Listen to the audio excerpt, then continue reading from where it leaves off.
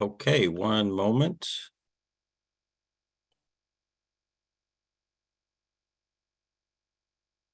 Okay,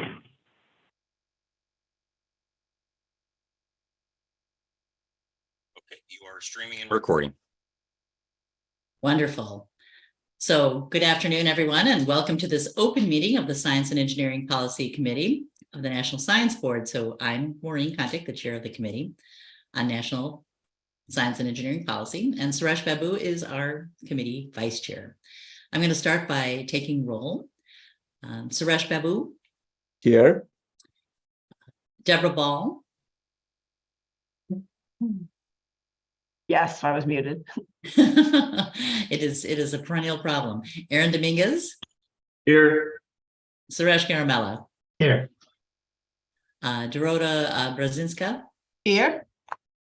Mel Hupp. Matt Mulkin. Here. Julia Phillips. Here.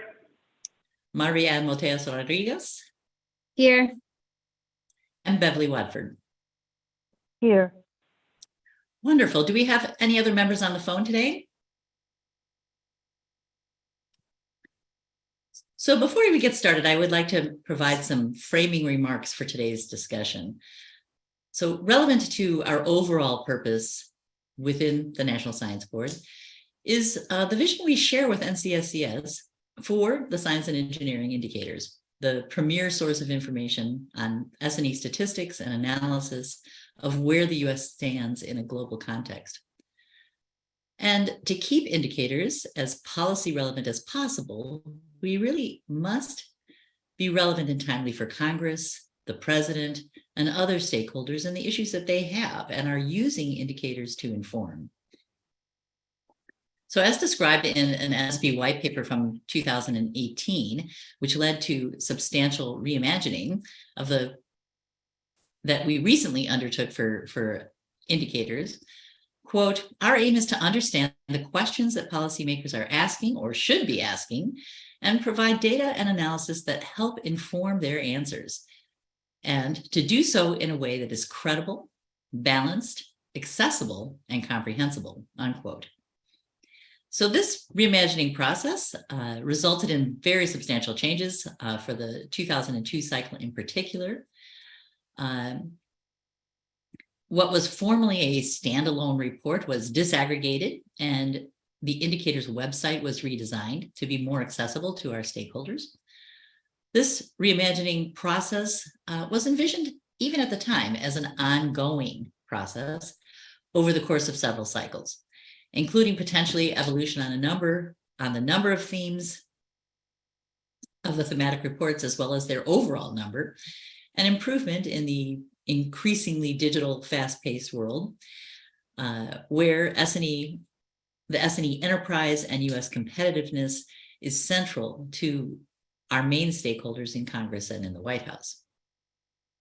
So over the last year, the committee has discussed in a general way some ideas to enhance the indicator's policy relevance and utility.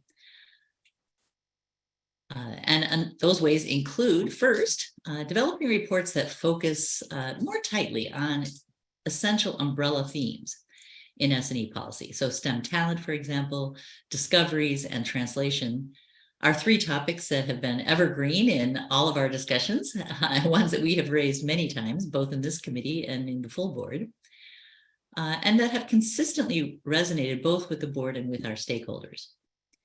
So second, we've discussed maintaining the continuity, the importance of maintaining the continuity of the data, but also substantially improving the indicator's web interface and data accessibility and navigability.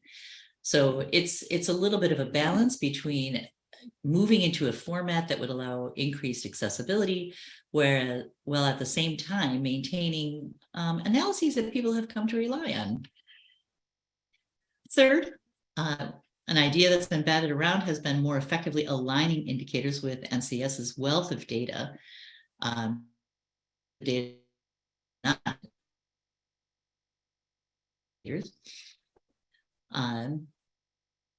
Including, for example, the data associated with the report on diversity and STEM, or the data on timely topics like critical and emerging technologies. So having heard and participated in many of these discussions, NCSES has been working to develop some concrete ideas to explore as possibilities for future indicators. And that's what we're here to discuss today. We're going to hear more about the ideas that NCSES has come up with, and we're going to have an opportunity to have our input and shape this potential direction forward. Some of these changes may be possible for the 2026 cycle, and some may take longer. But what's important today is to get started in the right direction, in a direction that we can all feel good about and buy into. I personally am very committed to this process. Indicators is truly the gold standard for data on science and engineering in the United States. And yet it is, in my view, very underutilized. I would like to see this data become much more accessible and much more customizable for a wide range of users with varying questions, varying constraints, and varying priorities. I would also like us to provide more relevant yet policy neutral context for the data without losing any of the long-term analyses that many have come to rely upon for their research and for their governance decisions. And I believe that with the assistance of our outstanding colleagues in NCSES, both of these things are achievable. So before I turn the floor over for our presentation today, I'd like to welcome Christina Freiman, NCSES Deputy Director, to provide some framing remarks as well from the perspective of NCSES. But before handing the floor over, I would like to first offer Christina our congratulations on your recent official appointment as Deputy Director. Before joining NCSES, Christina was an evaluator in NSF's section for evaluation and assessment capability in the Office of Integrated Activities. And prior to joining NCSES, NSF, she led the Center for Innovative Strategy and Policy at SRI International. On behalf of the SEP committee, we're looking forward to working with you in the years to come and benefiting from your substantial experience in analysis and S&T policy. Christina? Thank you so much, and thank you for the congratulations. I am delighted and honored to be in this position, and also to be here today to really set a discussion for something that's really been important to me, because I've been involved with indicators for many years, including through the time that Maureen mentioned. And NCSES is always constantly looking to obtain feedback and incorporate that feedback from stakeholders. So as Maureen mentioned, this is a work in progress from the beginning. We're always looking to be more, to implement more process improvements and efficiency as we become more valuable to our stakeholders. And so we really are excited, and I'm personally excited, to continue to partner with this committee as we work to the continued development and sustainability of indicators, because it's both that, it's the development and sustainability. So we are pleased today to share some ideas that we hope will further enhance the dissemination of key statistics and analysis on the S&E ecosystem with that eye to sustainability. So Amy will present today some possibilities that we have been exploring and we may explore as we plan for the next indicator cycle that will be on us before we know it in 2016, but even beyond that, beyond 2016. So these are preliminary thoughts. So this is a very preliminary discussion on future options. Really what we come to, we're just at the beginning, and we'll be gathering more feedback from a wide variety of stakeholders as we move on in this process. And Amy will really touch on today the options for the dissemination in formats that are aligned with current ways that people now consume content. We know that is very different than it was even 10 years ago. So we hope future products will continue to provide that information that we're known for. As a statistical agency, the sound statistical and methodological approaches that is required of NCSES as that statistical agency. And these are the approaches that enable indicator products to inform the science, technology, and innovation policy discussions through the credible, objective, policy neutral, data and analysis. So we're very excited to have this opportunity to continue these discussions with the committee today. Thank you very much.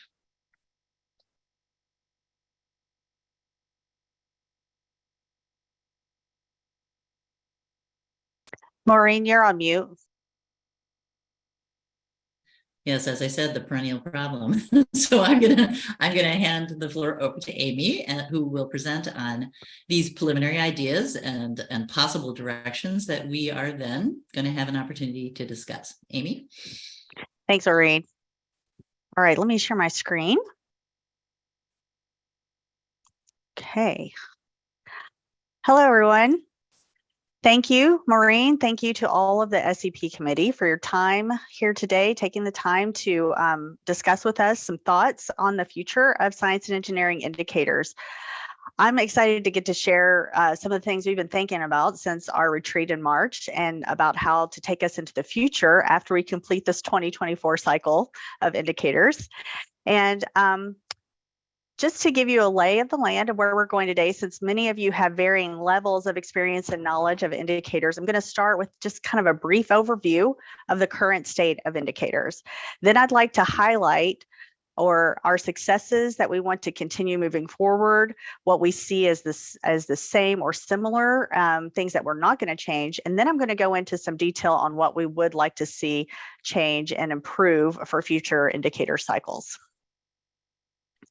So as we've mentioned several times today, science and engineering indicators is the premier source of objective data analysis on the U.S. science and engineering enterprise. In keeping with this vision, we want to propose exploring options to maintain and improve upon the current dissemination of information from the rich data and analytical resources provided in the indicator suite of products. The National Science Board is required under the National Science Foundation Act to prepare and transmit the biennial Science and Engineering Indicators Report to the President and Congress every even-numbered year. Through the exceptional collaboration between NCSES and the board, this mandate has been consistently fulfilled. With the guidance of the board, the NCSES prepares the analysis and data for each cycle. And as you know, this report is subject to extensive review by you and other board members, outside experts, federal agencies, and we also have several NCSES internal reviewers that work to maintain the highest standards of accuracy, coverage, and balance in our reports. Indicators provides information on the state of U.S. science and engineering enterprise over time and within a global context. And the report is policy relevant, policy neutral. It's a source of high quality U.S. and international data relevant to the scope, quality, and vitality of the S&E enterprise. And the reports, the state data tool, provide in-depth data and information on a variety of topics, including STEM education and the workforce, R&D, publications, industry output, and innovation. Currently, the Science and Engineering Indicators suite of products is composed of 9 thematic reports, a summary report, which is submitted to Congress, and a digital-only state indicators tool.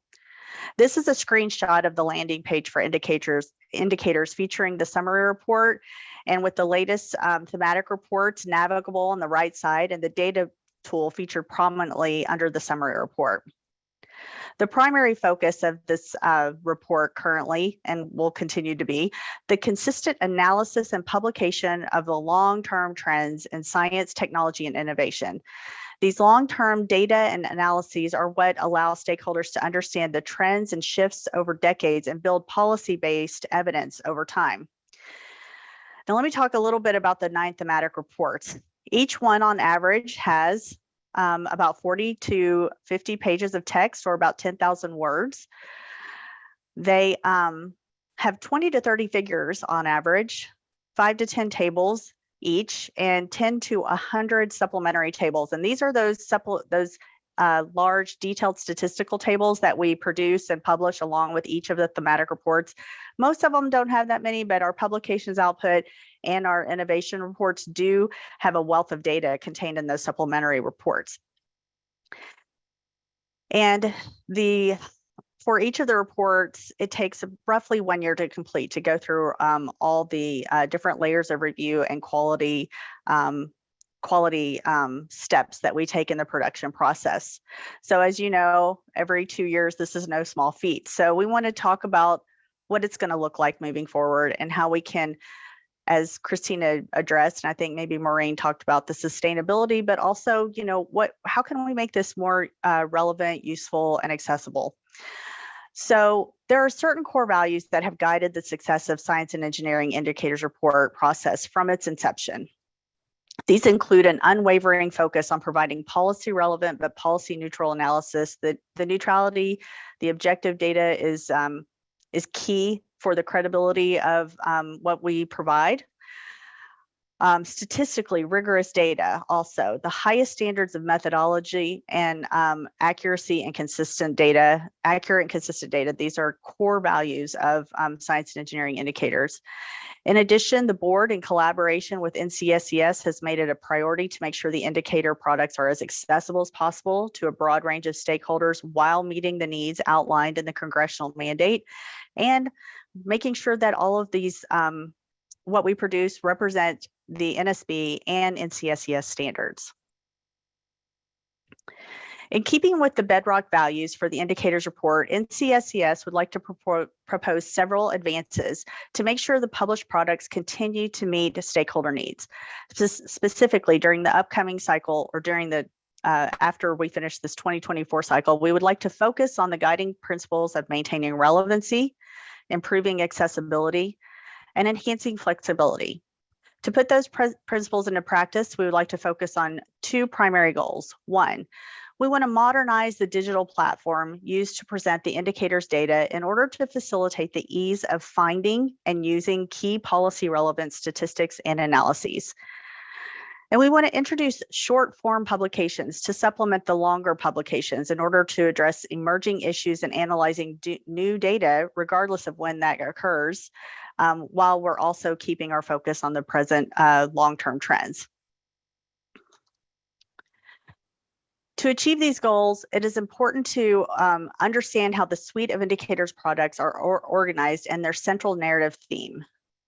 The overarching narrative of the indicators reports focuses on the United States STEM talent contributing to scientific discovery and translated through innovative products and technologies.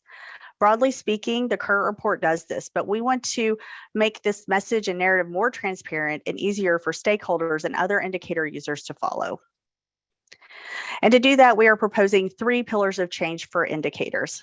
The first one, we're proposing fewer, more cohesive thematic reports along with the current summary report.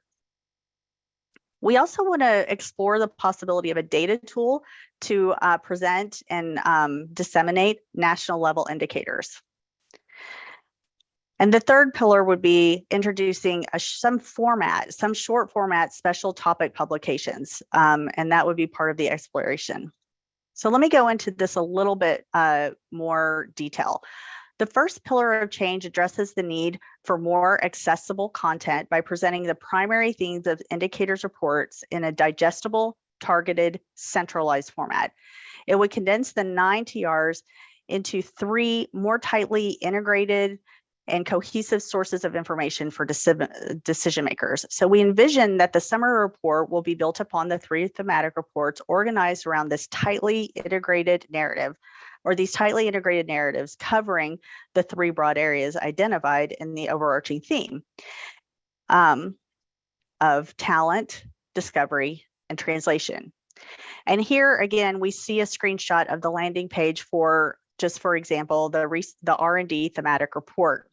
And the reports will look very similar. These new thematic reports will look very similar to how they have looked in the past, or how they look now. These 3 reports will be about the same length as the current reports. The talent report will integrate a narrative of STEM talent using data on K-12 STEM education, S&E higher education, and the STEM workforce, including the skilled technical workforce.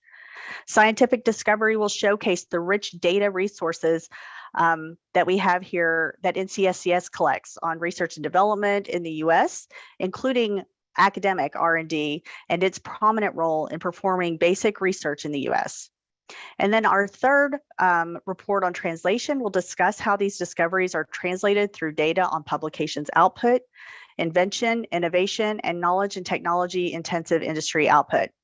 The summary report will further bring these key points to a high level in a graphically rich report that will serve as the congressional deliverable.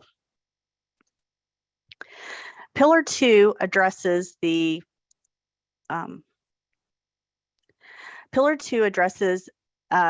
accessibility to data and alternative analyses not otherwise available in static data tables and long thematic reports. In keeping with the goal of modernizing the digital platform used to present Indicators products, NCSES would like to propose building on the success of the state data tool to create a national level data tool that will provide increased searchability and easier to access key indicators. So building on the success, we envision a set of key national level indicators that will have a primary role of maintaining the breadth and depth of the current indicators coverage while simultaneously streamlining the TRs into more integrative narratives. This is a primary function of this particular pillar. We want to identify the key indicators necessary to providing these long-term trends and the analyses over time of the U.S. science, technology, and innovation here in the U.S. These indicators we envision will be fairly static from cycle to cycle to maintain the long-term nature of the analysis and provide consistent trends over time. What will be different is that these indicators will be able to be customizable for different uses and needs. So think we have the static supplementary tables that I was talking to you about. Now we have this potential to make them customizable in ways so that they can meet different stakeholder needs. And then finally, we would like to propose that these data be summarized in a high-level index to enable a clearer understanding of the competitiveness of U.S. science, technology, and innovation in a global context. So we're exploring some of those as well.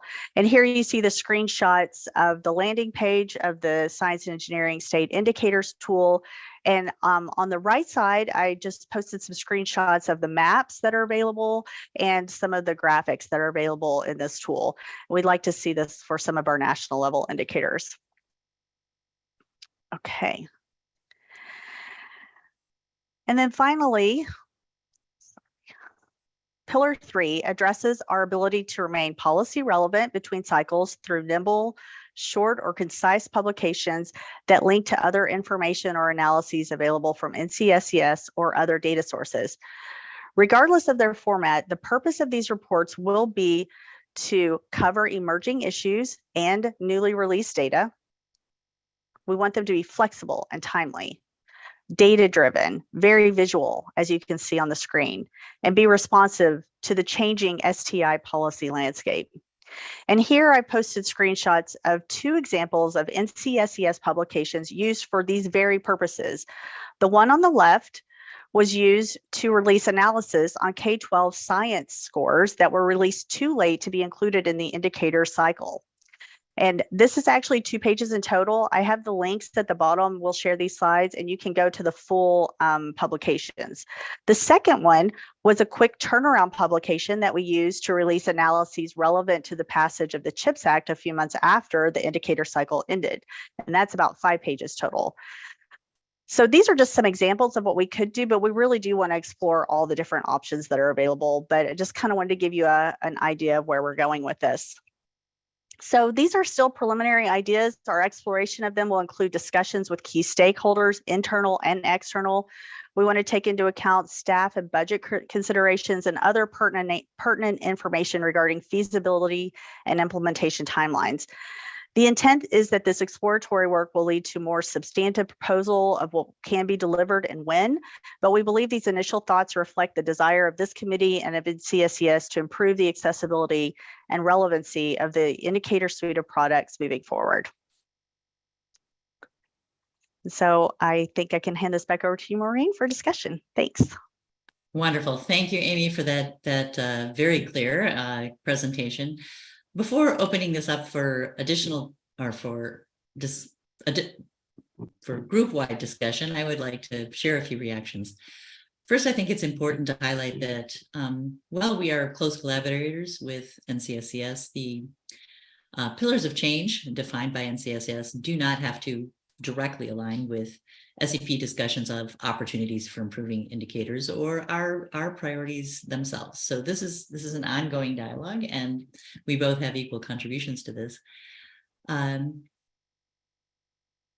personally have extreme enthusiasm, especially for the STEM talent umbrella as a lens through which we look at this data, because it's so central to so many issues that are relevant to policy today. Overall, I think this proposal presents a win-win across the NSB, NCSCS, and stakeholders, in that it ideally creates very concise reports on topics Congress and the White House care about and that we care about. It allows for increased navigability, high quality, long-term data, and for heavy data users and also in the public. It allows for the expansion of accessibility to stakeholders who may not have utilized this information for their own purposes in the past. And reducing the development and review workload for NSB and for NCSCS is not a trivial aspect of this either. It allows additional flexibility for timely updates and for special topic analysis, which is currently just not feasible given the workload. I would also like to point out that it opens the possibility of some beautiful synergistic kinds of interactions. Amy just presented the 5-page short publication that they were able to put out very quickly after the CHIPS Act. The ability to turn around things quickly, to turn around data that quickly, and to highlight it in a specific publication also allows us on the NSB and in the SEP committee to link to that with relevant policy pieces. It gives us an opportunity to voice how this data informs what we think our recommendations regarding policy might be. So I'd like to also ask Suresh Babu, our committee vice chair, and Julia Phillips, the SEP chair for the last two cycles, who heroically was the champion of the initial reimagining of indicators, to add their thoughts, given their long-standing and deep knowledge of the indicator's history and process. So we'll start with Suresh, and then we'll move on to Julia. Suresh? Thank you, Maureen, and thank you, Amy, for the presentation also. As I came on board on the NSB in 2020, I really liked the way the transition was occurring all the way to the state level indicators. In fact, I used to give that link to a lot of my colleagues who are here. They really appreciated that, the way they can get access to the state level indicators also. The pillars of change which you're proposing, which is exciting for me, mainly because you maintaining the original pedagogy of the data is going to be there. And then we are not changing a lot of on that. It is going to be as a gold standard, but however also allows our ability to extract that information to in a short-term view when the policy issues come up, and then we can do a very targeted report on that. That really excites me, so that we can be very agile and also stable in the long-term view also. Really like it. And in fact, I'm really looking forward to the data tool which you're proposing on the pillar 2, and I like to explore much further on that also. And I also initially, when I was looking at 9 to 3, I was worried a little bit some of the things will go away, but you have already reduced my anxiety level. They're all going to be grouped under the 3 categories. Especially I look for the key technology innovation. So kudos, thank you. I don't have any other comments, and I open to Maureen. I give it back to you. Wonderful. Julia, do you have anything you'd like to add? Yeah, thanks very much, Maureen and Amy and team. This looks extremely promising. One of the things that I have been watching with some concern over the last few cycles is that actually now, yes, we got away from the, basically bed pillow or the phone book style volume of indicators. On the other hand, now the thematic reports have been proliferating, and there are several more now than there were when we initially broke it into thematic reports. And so that was a little bit concerning, and this certainly addresses that. I think that the way of grouping it that you're talking about is something that is likely to be very appealing to Congress and the executive branch. One concern along those lines that I would state is, you know, in keeping with something like the Hippocratic Oath, first do no harm, and you know, Congress and the executive branch are not the only stakeholders here.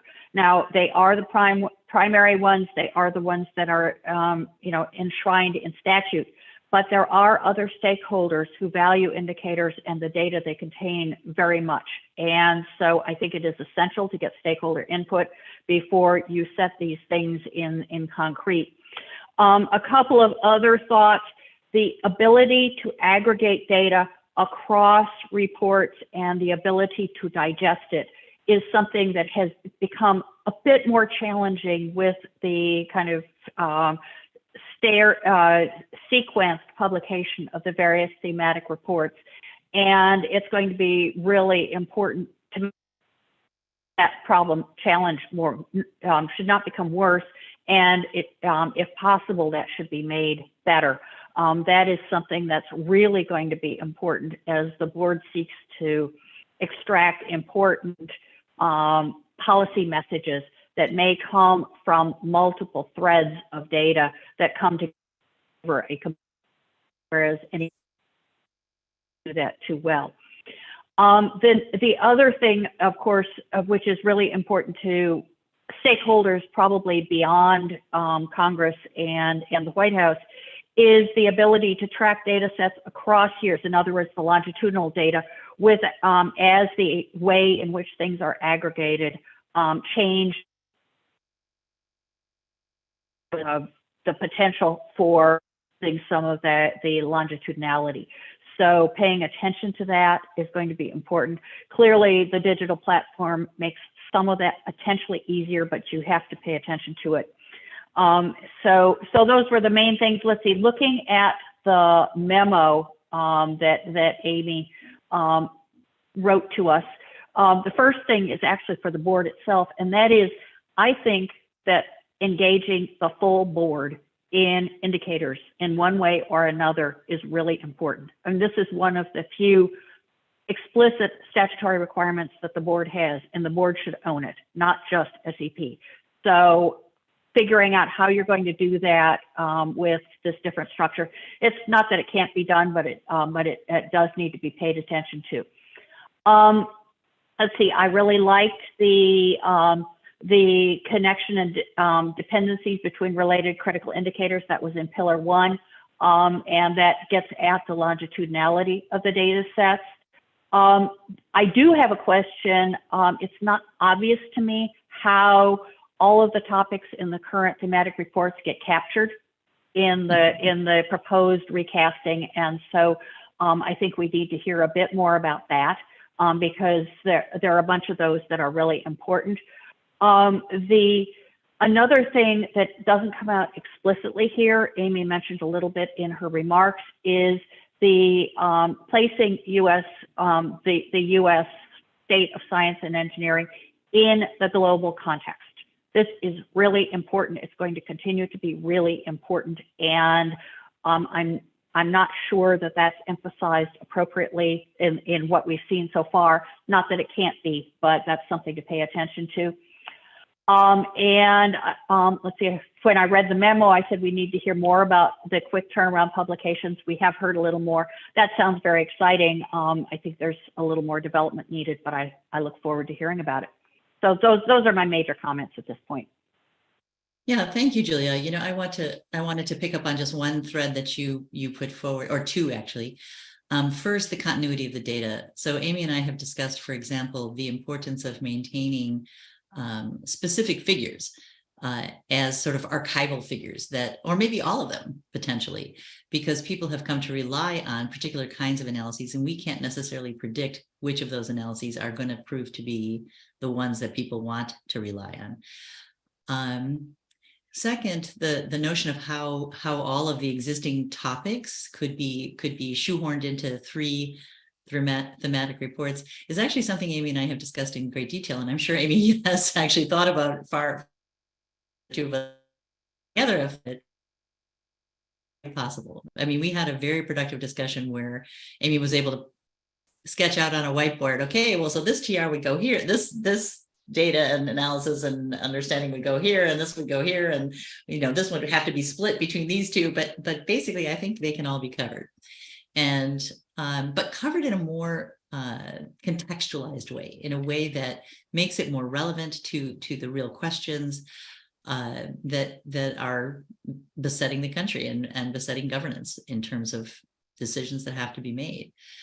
So in light of that, I'd like to open it up to general discussion. If you would like to speak, please raise your hand electronically, and I will recognize you in the order in which you appear. So I see Marvy's hand. So Marvy, please, I turn the floor to you. Good afternoon, everyone. So I actually added some of my questions in the chat there, actually for you, Amy, and for the people in the NCSES in regards to the background or study or feedback, perhaps, of the current indicators dashboard that we have, right? So if I'm thinking, like, have you done that type of analysis where you're collecting feedback from the people, from the current users and potential future users? That's the first question that I have. Amy? Yes, actually, I was going to ask May. She had some input on this, so she's going to answer that question. Sure. Yeah. Thanks for the question, Marvy. That's a really good question. We have done, prior to the 2020 reimagining, we conducted extensive user analysis, including user experience, putting proofs of concepts in front of various stakeholders to get their reactions. So for the versions that you see online, we did engage in that type of research. Awesome. And so is it the plan for this improvement, right, and revamping of the tools? Is it the plan to basically go back to having those focus groups assess the current tool and perhaps, help reimagine what would be the next version? Yes, and I think especially when we introduce functionality, new functionality or new visualizations, of course, we want to make sure that they make sense from a user perspective, and there's accessible and all of those elements that are really important when we do release new versions of tools. And I think that will come with long-term strategy and planning and resources and all of that. So I think, yes, that's a really good point. Okay. And I also think it's definitely going to be an iterative process, because if we're able to develop a dashboard that really improves the accessibility of this data, the ability to pull out specific questions. I'm a researcher in Southern Utah, and I want to know everything there is to be known about Indigenous peoples and their participation in science. When do they get in? When do they graduate? When do they drop out? What kind of jobs do they get? That's all I care about. I just want Southwest Indigenous people. Could I pull that out? And if that happens, if we're able to construct the dashboard in a truly flexible way, or a sufficiently flexible way, we're going to really grow new users, and they're going to have different feedback and different questions, different demands, different asks. And so we're going to have to keep growing with the community as the community grows. Yeah, make it very versatile. And the other part of, I really like your point on iterations, Maureen. That's, I think, for any type of tool, it's much more important to have the ability for the tool to evolve than to get it perfect the first time. So the idea is to go through iterations in a faster, more agile way. Thank you. I completely agree. I want to just jump in here. I think that our director, Amilda Rivers, did you have something, Amilda? I wasn't sure. No, I actually don't, except that I totally agree that it needs to be iterative. And as a part of any data tool or development reimagining, we are going to be engaging with the public to see what their thoughts are on that. So I had a deep appreciation for the fact that this is a report to Congress, but we want to expand the users and be sure that this becomes information that's credible for the country. And what I'm hearing now is really putting us on a path there. Thank Yeah. you, Amy. I didn't really have any comments, but don't give me an opportunity. No, thank you so much. That was very good. No, I would love to see a banner or a very big prominent button on the dashboard that said, what's missing. Just click here, open-ended, tell me what you want to see, right? So we could ongoing be gathering data from our users in terms of things that they see as potential improvements or things that are missing for them, capabilities they'd like to see that aren't currently present, or even praise and compliments. It's perfect and we love it. Merlin, you had your hand raised. Oh, hey, Maureen, can you hear me? Yeah. Hi. So I agree with everything that everyone is saying as far as iteration of the tool and evolution of the tool. I was wondering if there is any consideration for additional information in the future, in addition to the reports. As you mentioned, it'll be nice to be able to easily draw a linkage to policies, and maybe policy can be something that's input in that tool as well. That's a really interesting idea. And I think in some ways, keeping the data and the policy really separate has a huge amount of advantage, and also has some sort of legal implications. We'll have to run this by our well, and maybe that part of the tool may not be open to the public, but for strategic decision makings within different interagencies or what have you. Maybe it's limited to who can see that. Yeah, it's an interesting thing to think about. Suresh Babu? I think I would strongly recommend all of us to use the tool. In fact, when I came on board, I initially thought that the web page will be very awkward to use it on phone. Actually, it is pretty nice to use it, and it's very agile, and then we could compare quickly, and you can ask your colleagues to look at it. And I got a lot of feedback. One of the feedback was, can we have a question-based search? Like, for example, I can go and say, what is the current K-12 questions? And those are the comments we can give back to NCES also. And I'm looking forward to the next version of that. Thank you. Any other thoughts, general, thumbs up, thumbs down kind of concerns? I think one of the goals of this meeting today is for all of us together to wrap it up with a vote, not a vote of, yes, we're going to do this, but a vote to move this discussion forward. So approving this general area of exploration as something that we want to continue to explore, that we want to continue to investigate, develop, and define. Because this will take time. It'll take our time. It'll take NCSES's time, and we really want to get it right. If we're gonna redo this along the lines that Amy has suggested, or along different lines, it will be a process that won't be a one-off in a single meeting. So with that as just a heads up as to what's going to come at the end of this meeting, our conversation. Does anyone else have anything they want to add to the discussion? Erin, you had your hand up for a minute and maybe thought better of it. No? Okay. Beverly? What's funny is until I actually worked at NSF, I thought the indicators was for us, the researchers. Okay, I really didn't think about it as a tool for Congress. So, okay, so I get that. So I'm in that other user pool kind of, Maureen, in terms of, the faculty members that are using this to get data, to write reports, and to submit proposals. And I think what's being proposed would be so incredibly helpful. The ideas that we're thinking would be so incredibly helpful to researchers. So I'm just presenting another constituency, that's all. Mm-hmm. Well, thank you. That is a valuable constituency. And I've heard that from many of my colleagues in the social sciences and in political sciences that have discovered indicators, that it is an incredibly valuable tool, and one that has often influenced policy decisions internal to the university. So have expanded departments in particular areas or focus areas of faculty in terms of the data that's being presented, rather than just style or habit or the peculiar taste of the chair.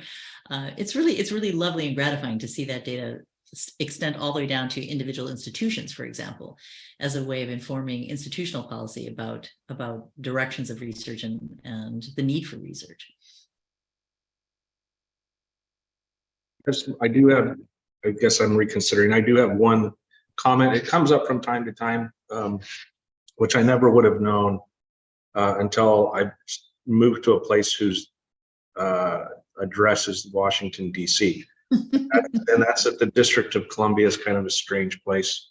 And there's a lot of organizations that have their addresses located in Washington, D.C., you know, on DuPont Circle. And I think it distorts some of the data because of where the address is listed for, you know, certain organizations. The dollars don't really flow into the district. It kind of passes through in a way. And I don't know. I think maybe there's something special to be done just for the District of Columbia, but it's really kind of a small point out of 51 different, you know, states. You know, Aaron, that is a problem that exists across a huge spectrum of statistics. I was shocked when I moved to Salt Lake that Salt Lake City had the highest per capita piano ownership of any city in the world. And, you know, I knew people there liked music, and, you know, the LDS Church puts a great emphasis on it. But the reason for that statistic, as it turned out, I ended up out of curiosity digging into it a little bit, is that the LDS Church buys all the pianos for all of their wards across the country and across the world and ships them out to, you know, Oklahoma and Nebraska and every other place, but they own all the pianos. So there's this complete distortion of, you know, it isn't that the people in Salt Lake own, you know, 2 pianos per family. It's that the LDS Church, which is located in Salt Lake, owns all the pianos for the entire LDS Church. So it can happen even at the level of a piano. So I think it is actually something to be thought about. But I think that's a different kind of discussion, and one that we need to engage our statistician friends with and see if there's a way around it. Any other thoughts on the reimagining idea and whether this is something we really want to continue to explore? Merlin? Yeah, I just wanted to add what was just said is basically what I was thinking when I say we can do this for just policies within the agency. I just want to mention that similar tools like this exist, especially with companies that perform market studies, however, at a significant cost. So to have a tool like this for free for researchers or anyone conducting research is a much more efficient way to collect and disseminate data. Yes. And it's a much more, you know, the quality level of the data is so much higher. I mean, it really is, you know, I know gold standard is an overused term, but it really is the gold standard. I mean, it's such a phenomenal, trustworthy source of information that's, you know, relevant to policy, but policy neutral. You don't have to worry that our colleagues at NCSCS are trying to put some kind of political spin on things. They're giving it to you as it is, and it's statistically rigorous, so, and free. So, well, you know, free in the sense of you don't have to pay to use it, but yeah, it's tremendous resource and really something that should be more widely disseminated. I think, all right, I haven't think heard a lot of naysayers. Go ahead. Merlin had her hand up, so. I forgot to put it down. Yes, thank you, Suresh. All right, anyone else? Other thoughts? Okay, then I think we are probably ready for a vote. So as I mentioned before, this is not, you know, a binding vote. It's simply a call for moving forward for further development and planning. I'd like to call for a vote of the committee. It's a symbol of our enthusiasm or lack of enthusiasm for continuing to explore the 3 pillars of change that Amy outlined for us today, with much more discussion and much more detail to come.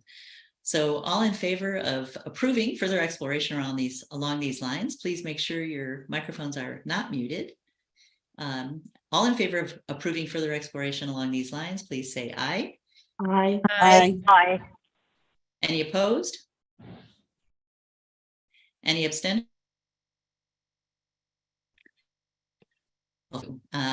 This proposal to continue to explore along these lines is approved unanimously, and I am very, very gratified to realize we do not have any hidebound, traditionalists in the group, but everyone is enthusiastic about moving forward with an evolution and improvement of what is already an incredibly valuable resource. So thank you all for participating in this discussion. Several key ideas and concerns have been raised, both in the discussion and in the chat, that I think are worthy of considerations before we settle on any concrete next steps. We deeply appreciate the engagement of the NCSCS and the discussion today as we work in partnership to make indicators the best it can be. And I look forward to continuing this implementation of our shared vision. Thank you all again for showing up today and for the discussion.